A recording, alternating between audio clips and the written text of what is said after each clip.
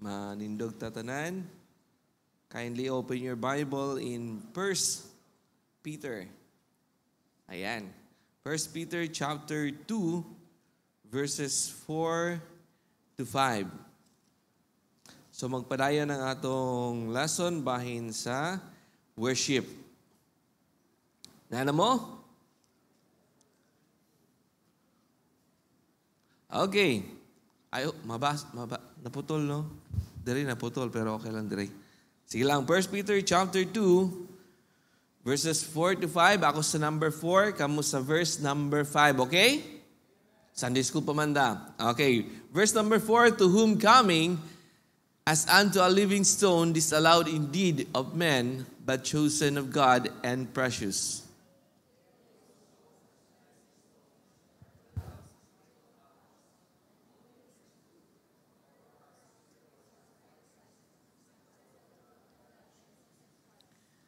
Okay, so this verse, paningkamutan nato ni nga makaabot ta ani nga verse sa atong paghisgutan karon ha. Okay, mag-pray sa ta before ta magsugod. Our Heavenly Father, Ginoo, salamat sa takna sa kabuntagon. Salamat, Ginoo, nga ikaw nagapadayon nga maayo sa among kinabuhi. We worship the Father God sa tibok simana nga ikaw naguban kanamo, nga ikaw nagapanalangin, ikaw naghatag protection, Ginoo. Dear Father God, as we study your word sa among Sunday school karon, ikaw magapadayon hatag namo heavenly wisdom sa pagsabot ni Ginoo, ug ikaw magapadayon hatag namo kaalam nga kini ma-practice sad namo Ginoo sa among Christian life. Dear Father God, as we go on, Ginoo, claim myself nga wa gyud ko mahimo kung wala ka, Ginoo. Apan equip ko, Ginoo, isip instrumento lamang sa pagdala sa imong pulong.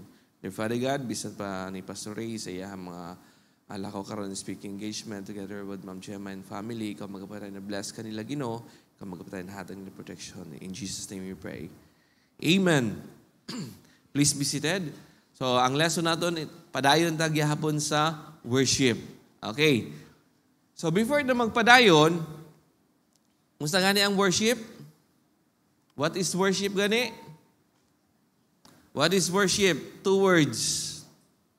Nakalimot man ko sa akong dadon karon, pero sige lang. 2 words. So sa ganito, palit ko next slide please. Worship comes from the word worth and sheep. So worship, pag kumaga naato sa pagsimba, unsa kay bilian ni, unsa kay halaga, no? Sa halaga. Lord, this is the way we ascribe or regard a quality worth toward another. Unsay kalidad sa atong pag-worship, no? Kalidad. Next. Worship means to do reverence. When you talk about reverence, that is a deep respect. Okay? And then, to adore, or gitawag nga, to love and respect. Now, since nga nato sa worship, paliw ko balik lang sa, okay, since nga nato sa worship, gihangyon ako tanang young people, taas daw, tindog daw kamo be. Kung naamoy gitawag nga reverence. Young people, come on.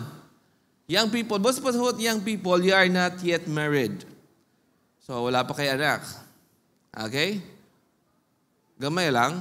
Ang uban, mga minyo na dara. Daghan ang minyo dara. Young people. Young people. Ngano, dili mo mo tindog. Mga ano pa mo? Mga minyo na mo? Kung minyo na mo, kay di mo mo tindog, pakitay kong marriage contract. Kanong dili expired? Joke. Okay, young people, please forward. Please forward. Please forward. Since you have the deep respect sa atong worship, ang uban wala gyud respect, no? Kaya nga naman, even though sa worship naton, they are not going to follow. Nato sa worship, amen? Salamat sa Ginoo nga nag-forward ng uban. Ang uban pagyod, ang uban nasa ulo ra gyud nako. Gamay pagyod.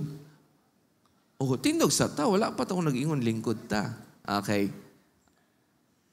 Young people, naminaw mo? Ang uban dili na young people gyud na sa layo, murag napaman ko'y nakitaan na young people dili gyud mo tindog. Young people, sa mga nasa layo diyan na, come on, stand up, stand up.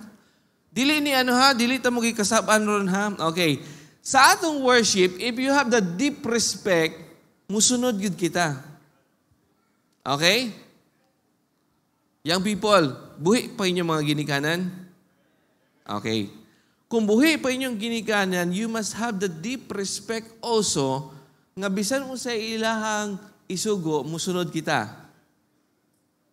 Young people, amen. Okay, if you have deep respect to your parents, when is the last time pag mata ninyo you say good morning to them?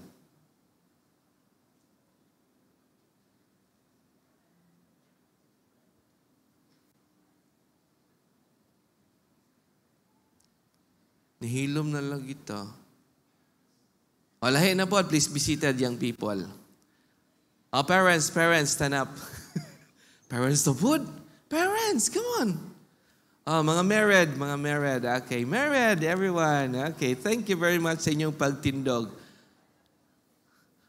Baka sabihin na, please forward. Dili na natin mo i-forward. Parents! Amen? When is the last time you say good morning to your sons and daughter? Pagmanta pa lang.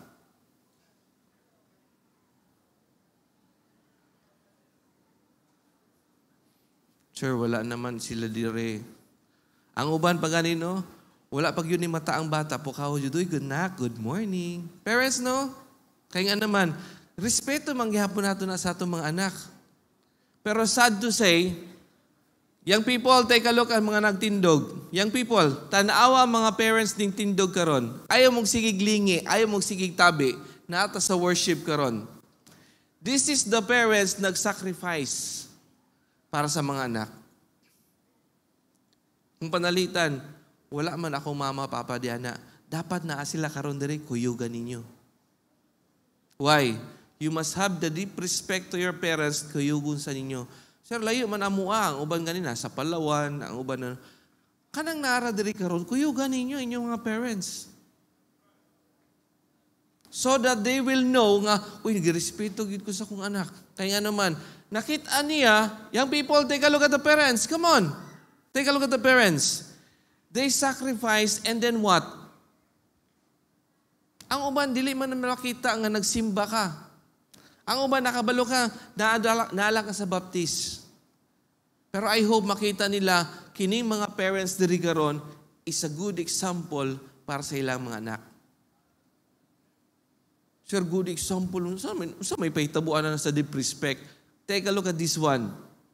They are doing sa pagsimba, kaya nga naman nasa respeto sa Ginoo. They have the deep respect for what they worship, which is our God. Pero makita ninyo, asa na akong mama, asa akong papa, wala man lagi. Ikaw ang invite, anak, kaya nga naman, makita nila nga nagsimba tuod ka sa baptist, nakakita sila nga, naadyo respeto akong anak di ay sa pagsimba, no? Kung invite ko sa akong anak, mukuyog na ninyo. Why? Please, parents, please be seated. Nga naman, kaya nakakita sila nga tinuod nga ikaw nagsimba. Kaya base ng naitabuan ni to tell you honestly, ang uban, himuog rason, muadto sa simbahan aron di katrabaho sa balay. Di ba? Kanya, akong anak, pertigyod, buutan kayo, mga tog simbahan, sayo kaayo. Pero di yung gawgas pinggan sa amo. Akong anak, grabe yung mangarte. Pero ay yung pamilo sa ilang mga sanina. Ang ginikanan pa mo pilo. Sa atong worship, dili lang tagitudluan nga nasa simbahan. Kinahanglan tudluan sa ta, usay tinuod nga pagsimba, kaya nga naman ang pagsimba, dili lang sa simbahan, bisan naa ka sa balay. Kaya nga naman, makakita sila nga naadyo kay gitawag nga deep respect sa atong mga ginikanan. Kaya nga naman, nakay deep respect sa atong worship. Kaya nga, reverence. And also, gitawag nga respect or worship is to adore, is to love. Nanay love. Ang love dere, dili last. Ang love dere, that is an action. Di ba? Okay? This is an action word. Kinahanglan na ipakita yun nato ni. Dili nila kay Panginoon, I love you, pero wala yung kay gugma ipakita nila. Okay? Ang worship ing anasad. Pag sinabing ng adore, that is love in action. Kung sa may action nato karon nato sa simbahan, focus na sa simba. Di ta magsigig cellphone lagi. Ay mo sigduko diyan sa inyong cellphone be. Ihipos ng cellphone ninyo be, ihipos. Butang sa bulsa, butang sa bag. Ayaw ibutang at ubangan ang lingkuranan ninyo. Kaya nga naman, tintal na para ninyo. Okay? Next po. Review pa ni. We worship what we believe is worthy. Nagsimba ta, kaya nga naman, nagtuot ang atong isimba, ang ngayon simbahon. Amen? Kisa may angay simbahon sa simbahan? Si pastor? Ang leader? No. Ang angayan simbahon sa simbahan, si Jesus Christ. Muna nagluwas ka na to. Amen? Next po. Worship is an attitude of the heart that expressed in action. Okay? Attitude of the heart. Unsay attitude sa imong heart karon? Hindi ko alam, hindi ko nakita. Hindi ko sure. Pero makita na sa imong action karon. Kung manalitan, pagsulod pa lang ni Mudre, simba na po. Nasa kasing-kasing mo na di ka ganahan mo simba. Kung dili, nanganta na, hold the fort. Hold the fort. Wala mo kasabot ang kataha, eh. That is your attitude na sa kasing-kasing. Mupagawas na. Mga ayaw mo magmugot na ako. Kaya doon ako nangasaba ninyo. Naman na sa pulong sa Ginoo. Amen? Ismail mo be. Ismail yun. Kaya nga naman, nahadlok na biya ko niya. Pero hindi ba niya naghana?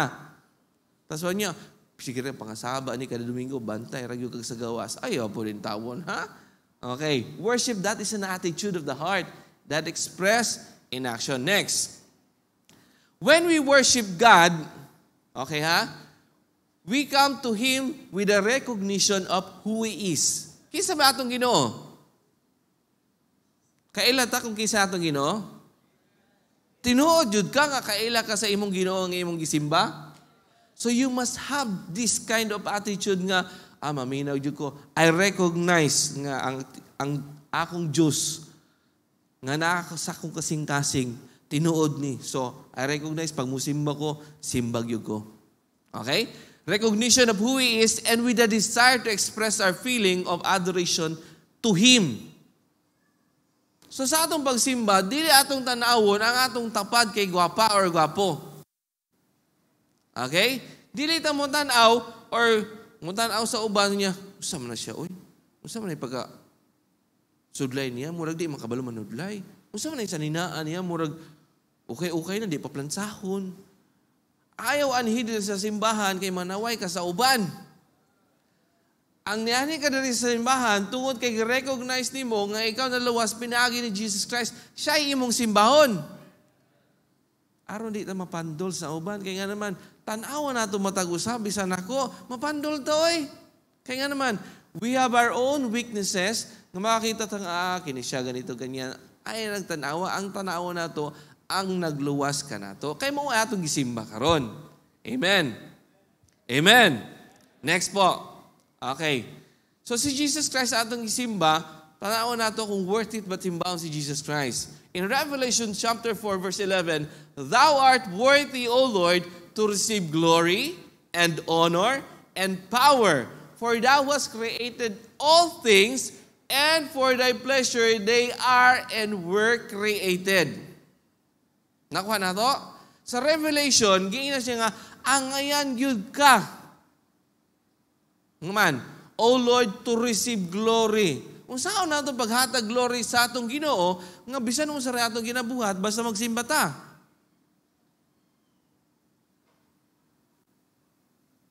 Nahilom na lagi mo, Sunday school pa man eh. Hilom yung siya, kasabaan pa. Kung saan ito, basta magsimba, kinanglan mo participate ta. Uy, tulog pa ang uban. Participate ta! Amen. Unsay gani atong ihatag sa Ginoo, ang glory para sa Ginoo, ang honor para sa atong Ginoo, ug ang power, for Thou hast created all things. Next slide. Yan. In John chapter 1 verse 3, mentioned diya, all things were made by Him, and without Him was not anything made that was made. Kinsa man na? Kinsa na? Si? Uy, tubag mo. Si Jesus Christ. Nga nagahong, si Jesus Christ. Next po. Revelation chapter 5 verse 11. And I beheld, this is John the Beloved, siya nagsulat sa Revelation.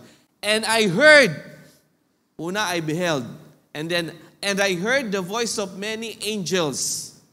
Ako, wapa ako kakita angels. Nakakita na mo? Ang uban, perminti makakita angels na nga itong MCC, nakaingon sila, wow, angels.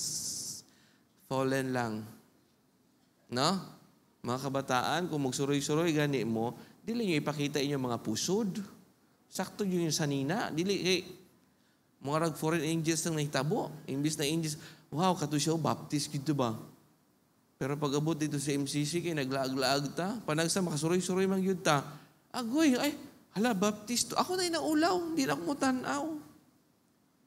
Okay? Nga nabot man ta dito. Balik ta. And I heard angels run about the throne and beasts and elders. Okay. Sa langit na yung nagsimba. Mga angels, beasts, and the elders. Ang numbers nila ingani. And the numbers of them was 10,000 times 10,000. Gaano karami yun? Mathematics. 10,000 times 10,000 equals? Sabi worship nga no, nag-mathematics mo ito diri. Pila? Ha? 100 million. Gamitin niyo yung calcube eh. Di ba sabi wag mag-cellphone? Kumpisyon nyo lang. 10,000 of times 10,000 is 100 million. Ing-ana ang nagsimba sa atong Ginoo. Pero, and thousands of thousands. Subot na, yung 10,000 times 10,000, under na siya sa 1,000 of thousands. Kung sabi yung illustrations ni mo na, very simple. Ahata nagpuyo karon sa earth. Tama? Kisay taga-Mars dire, kay paulion na mo. Taga-earth tatanan. Ang earth aha na bilong sa solar system. Ang earth, gamay ra kaya na siya sa solar system. Ang solar system, aha na bilong sa Milky Way. Ang Milky Way, asa na bilong? Sa universe. Sa universe, maraming galaxies. Almost 200 million ka-galaxies. And then, ang liit-liit lang ng Milky Way. Tapos lumiit pa talaga ang gitawag na solar system. Lumiit pa talaga ang Earth. Ano na lang tayo? Sa Earth, how many persons? How many people? Almost 8 billion or 8 billion katao na. Ganun karami ang nasa Earth. Pero kung tanawin mo, parang ingana ang angels sa Ginoo nga nag-worship dito sa langit. Perting daghana. And kana sila tanan, unsa man, I beheld and I heard the voice of many angels run about the throne. But pasabot na, naagyod sila nag-focus sa throne. Kaya nga naman, na dito ang ilang gisimba. Karon kita. Pila raman ta in tawon. Next slide. Verse 12. Saying, sila tanan. Di ka ta mabungol no? Kung panalitan sila tanan. 100 million, the thousands of thousands, and then sila tanan musturya, saying with a loud voice, not only a voice, saying with a loud voice, worthy is the Lamb. Subukan natin. Everyone, focus pa mo. Ang atong istorya, worthy is the Lamb. And then with a loud voice. Hindi yung, with a loud voice. Everyone, worthy is the Lamb, ready, go! Dili sabay-sabay. Tarungon nato ni. Focus. Sir, nga ginahimo man ni? Kaya ba, katong himuon nato, tapos kita mag-ulahi. Ready, go! Tulog pa kayo. Worthy is the Lamb, ready, go! Kulang pa energy. Ready, go! Ang hina dito, wala kayong kain? Wala. Wala talaga. Dapat mayroon niyang hangin sa inyong tiyan. Pag sinabing, worthy is the Lamb, naanay kusog. Kaya nga naman, wala pa may sulod. Ready? Dire lang sa ako, kay murag hina yung mga sila. Worthy is the Lamb, ready, go! Ang lalaki niyong tao, tas ang liliit ng boses niyo. According to the Word of God, saying with a loud voice, ready, go! Di ko nabungol. Kaya nga naman, dili man loud voice inyong gigamit. Gitimid mo ba? Yung parang, worthy is the Lamb. Pero sa langit, with a loud voice, hundreds, 10,000 times 10,000 na ang nagsimba sa atong Ginoo. With a loud voice saying, worthy is the Lamb that was slain to receive power and riches and wisdom and strength and honor and glory and blessing. Worthy is the Lamb patong istorya. Di pa ta kasabay-sabay. Sumpayan pa ka na. Di ba no? Ing-ana dito mo simba. Mao nga sa atong pagsimba karon, focus kita. We have all the energy nga kinahanglan nato sa atong ihatag sa atong Ginoo. Next.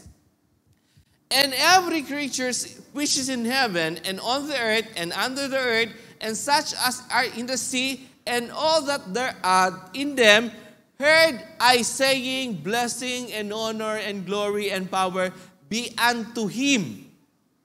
Subot pa sabot, sa atong worship, na adyo'y gitawag nga figure nga atong gina-worship. Okay? Be unto Him that seated upon the throne and upon the Lamb forever and ever. Kinsa man na siyang Lamb of God. Next slide. And the next day, John. Kinsa ni si John? John the Baptist. Okay? Si John the Baptist, kinsa nakita niya? Hello? Si Jesus ang iyang nakita. Niya, coming unto Him. Uy, nakita niya si Jesus. Uy, padulong na si Jesus Christ. And then, istorya si John the Baptist. Sabi niya, behold. But pasabot, nakita niya. Behold, the Lamb of God. And then, nasi sumpay, which taketh away the sins of the world. Ang gisimba sa langit si Jesus Christ. Mga sa atong pagsimba karon, ang center sa atong pagsimba, si Jesus Christ, walay lain. Base maging nga, dili lang ko mo simba di anak, kaya di man ko kabalo mo kanta sa ilang kanta. Ang focus nimo, ang pagsimba nimo si Jesus Christ. Dili ang platform imong gianhi dire. Nga, mo simba ta, mo lingkod, mo tindog, mo lingkod, pagkahuman mo ampo, pagkahuman kay mo kanta, pagkahuman kay mo offering. Hindi yan ang program ng church. Worship, focus mo ni Jesus Christ. Okay? Next po. Worship comes from the heart and finds an outlet in action to express love for Jesus Christ. Okay? So, worship, kung tinuod nga naay worship, naay kumbaga, gusto gyud mo simba, mugawas gyud na sa imong expression. Paano mag-express ng love sa imong someone? You must put it into action. Sabot na, pag mo worship ta, pag ingon nga munganta ta, magkanta gyud kita. Kaya nga naman, naana sa kasing-kasing nato. Kung panalitan po, mo ingon ta, nga pag nasa simba, dili tayo magsigig tabi lagi. Kaya nga naman, focus ta sa simba. And don't you know, aron di mo katulugon basta naa mo sulod sa simbahan, na ay proper nga technique. Unsa man, sit properly. Sit properly. Unsa na sit properly? Sit properly ka nang naka-straight ka ba? Kaya nga naman, aron nakafocus ang imong dugo, dili kay lalamya ang imong dugo. Kaya nga naman, ang ganda kasi ng upuan dito, sir. No? Sit properly. Kaya para makapaminaw ka. No? So, inga na, para maka-express kasi mo, wow, nindutag yung musimba, oy. Wala ko nang sabat ninyo, guys, ha? Narata sa pulong sa Ginoo. Next slide po. Now, punta tayo sa people of worship. Familiar man siguro mo, anak, no? Ang labo. People of worship. Ayan. Sa verse nga itong ibasa, paliw ko next slide po, panikamutan natin to whom coming as unto a lively stone, dili rock, lively stone. Disallowed indeed of men, but chosen of God and precious. Ye also, as lively stones, are built up a spiritual house. Okay? And holy priesthood to offer up spiritual sacrifices acceptable to God by so mahimo yung acceptable ang atong sacrifice, ang atong pagsimba, pinaagarad yun ni Jesus Christ. Mga sa atong pagsimba, focus na dyan ni Jesus Christ. Unsa man kita, lively stone kita. Sir, unsa man ang lively stone? Perti malisura na pag-unaunaan ng lively stone, sir. Oy, sige, next slide po. Alam niyo naman siguro yan, no? Unsa na siya? Bricks! Ang galing. Bricks lang kay kung hollow blocks, dili man kayo makitaan sa atong projector, God. Nakita mo naman siguro, no? Gi-file siya, no? Gi-arrange siya, no? Nakita ninyo? Nakita ninyo? Oh, nakakita na doon mo. Nakita po nung personal, anak. No? Kita, we are the lively stones. We are part of the worship. Kaya nga naman, naagog ka, gi-file ko ka, anak. File ka, anak. Appeal ka, anak. Since nga appeal ka, ana, appeal ka sa worship. Hindi lang iibang tao. Ang appeal lang sa worship, ana, kanang appeal sa choir, kanang song leader, nagpiano, nagwali. Ikaw nga naglingkod, diha karon nga giluwas ni Jesus Christ, appeal ka, ana.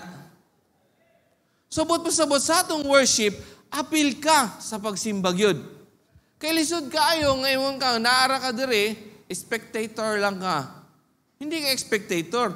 You are the worshiper. Di ba? You are the worshiper. Appeal juga. Mga pag magsimba kita, participate ta kung nasabtan mo ang pulong sa Ginoo, ni-agree juga, you say? Kaya nga naman, part ka sa lively stone. No? Next slide. Yan. Jesus is the cornerstone of the church. Ang cornerstone is another term for gitawag nga foundation. Okay? Siya'y ligon. No? Next. Ephesians chapter 2 verse 20, and are built upon the foundation of the apostles and prophets, kinsa man, si Jesus Christ Himself, being the chief cornerstone. Next.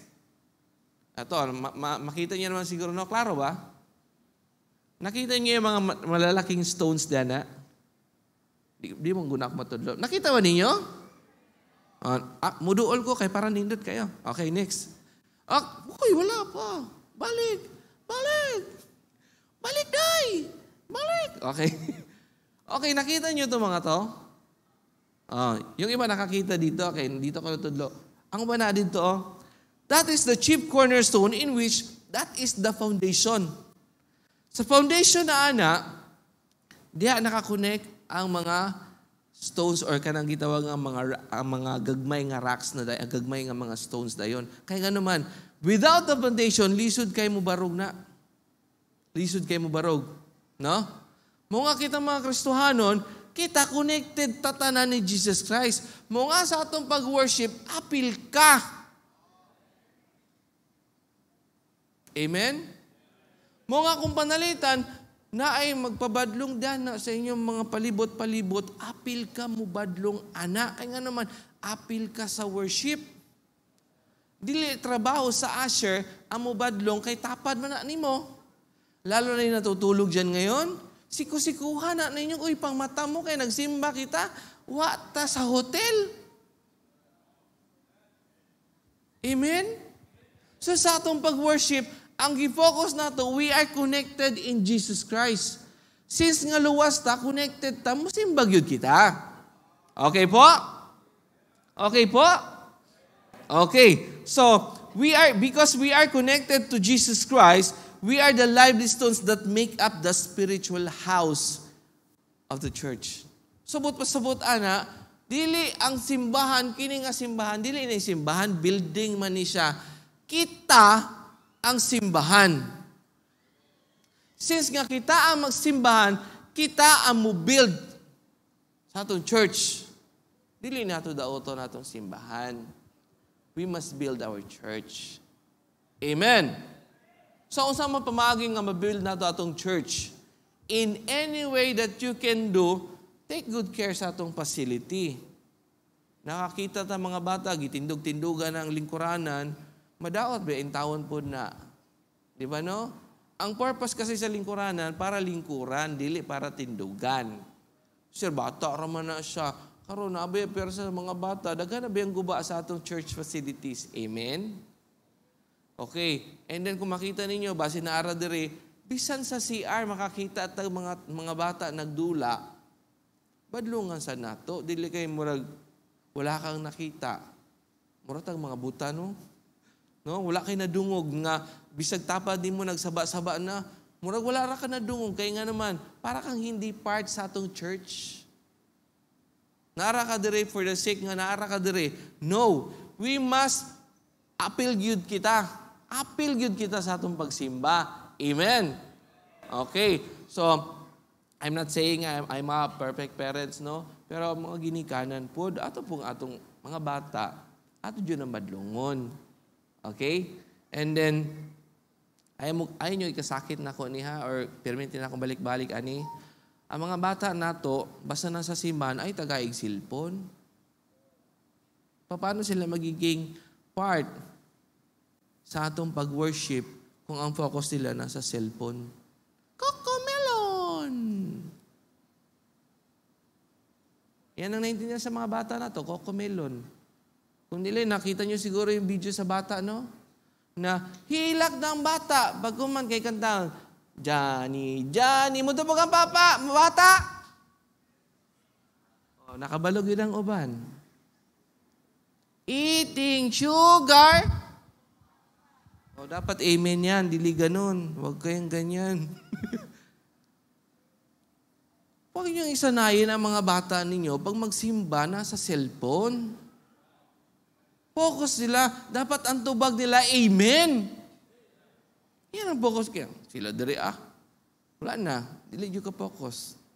Kaya nga naman, parang hindi sila lively stone. According to the Word of God, to whom cometh as a lively stone, disallowed indeed of men, but chosen of God and precious. You are precious.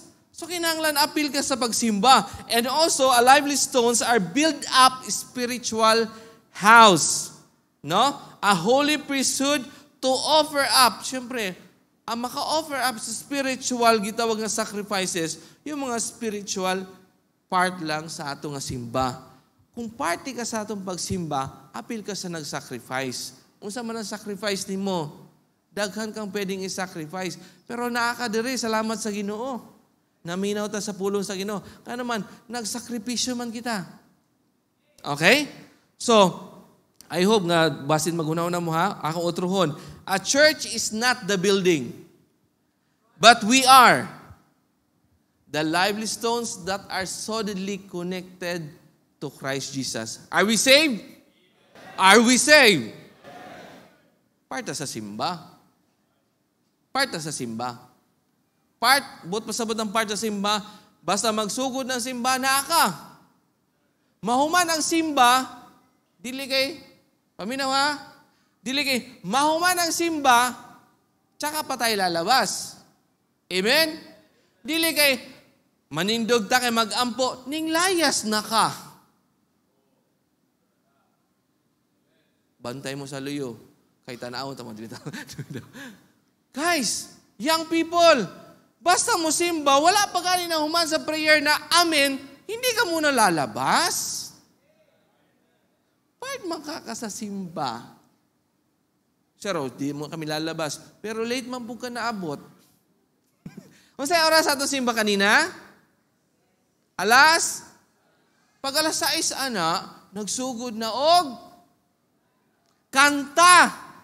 Pila ka kanta ang nabutan mo? Pila? Kung isa lang, napilan ni mo kanina, kulangan ka, utangan ka, duha. Kaya nga naman, appeal ka sa worship. Bayaran ninyo na unya. Ayaw mo ka late. Amen! Padayon nato ni next. Wala pa tanaw man sa intro, ha? Intro pa po yun. At least alam na natin, nanatay gitawag ang meaning sa worship, kinsay atong gi-worship, o nanatay gitawag sa people nga mu-worship sa Ginoo. Padayon nato ni next Sunday, mag-pray ta. Our Heavenly Father, Ginoo, salamat sa takna sa kabuntagon, salamat Ginoo sa imong kaayo sa among kinabuhi. We praise you, Father God, nga ikaw naghatag yun ka na mong kami na ilugar nga makasimba. Apan Ginoo, nagtudlo imong pulong nga dili ang building, ang simbahan. Apan kami mga tao nga nag-worship kanimo. Dear Father God, nagka-pray mi padayon sa kadaugan, karon panimbahon karong kabuntagon. In Jesus' name we pray. Amen.